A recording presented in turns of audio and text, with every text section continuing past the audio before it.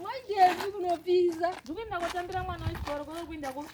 Mvura ina ugari pasi. Takangofanana iwewe nezuro wakati ndakakuona masikati kumatu uchinda kumvura sina kazokuona. Chachacha. Wakudzoka ikoko. Waiwa nani? Dendi ndoga. Dendi tamba kumvura ini. Ungatamba wega kumvura senzeni zvobuda izvozvo. Ndinobva kuchikoro ndakanyara saka ndida mbonozorora ndiri kumvura. Senzeni ndofunga kune chawakabata kuchibhorani. Ndino ini. Iyo unobata chibhorani ere. Andida nasi chikoro handichadi. Auchachidi? Chikoro kobhoko. Kobo wachichi? Misi mundilo vacha vandifarira. Kuenda. Takanyora testi zuro. Mukomana wandaikopa. Ndaimukopa zvose zvakangofanana kubva 1 kusvika 50.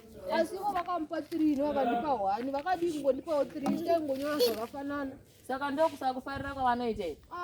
Kana wakatadza pamupa wakatadza kukopa. Wakaregere kundipawo 3 out of 50. 3 wakandipa 1 ina handadi chikoro ino anondivenga. Iwe senzeni dzidza chikoro chakanaka. Hauzombotari kuti mabhaketi wao chinda kuchera mvura. Ndinoenda college ni ndanda kuuniversity ku Australia. Kune ndina Miss Mudilari ku Australia ku university. Unoenda neko? Ku university. Ndina nemota zvendo kuira zvipipipi zvakazara mushika wazvo mahonda fiti zviriko ndingokuira ndoenda ku Australia. Naenda satapedza chikoro. Ngoita kune vanonzi ve International Education. Vanobatsira ma-students anenge achida kuenda ku-university ku-Australia. Vanenge vasingazivi kuti vanozvikwanisa sei. Vanokubetsera kutora visa, vokubetsera kuti kana wasvika ikoko vokutsvagira basa, vokutsvagira pekugara, vokubatsira kuita ma-applications ako kuti uzive kuti unondoita program yekuti vokutsvagira basa rekushanda uchienda kuchikoro. Zvose vanokuitira kana usingazivi pekunanga. Unongosvika pa-airport wotovafonera kana wava ikoko. Saka zvakarongeka kaneiva veExcel International vacho education. Zviri right. Mari yacho ndonoshakurira kwavasanda mari yebhasi. Mari yebhasi kuAustralia. Unoshakurira? Chirega ndichikuudza senzeni. Chekutanga kuAustralia ikoko hakuendi nebhasi.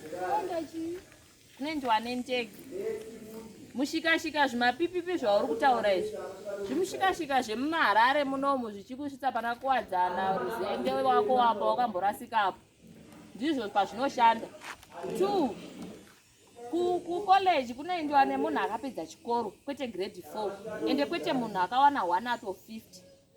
Unofunga kuti iwewe ukaenda ne1 out of 50 unonotsvagirwa basa rei unoapply chicha unogona kunyora. Iwe wakatoitawo 1 out of 50 wakopa. Kana usina kukopa unowana chii? Ndindi. Hauendiwe. Utanga wapedza chikoro chakanaka, wopedza chikoro, wocha zvinhu zvaunoda kuita, wozotsvaka mari yendege iyoyo kwaunosakurira kana wapedza chikoro. Kwete zvako zvauri kutaura izvi. Hautombosviki 1 out of 50 senzeni. Yanga iri yeingi yekuti washandisawo ingi.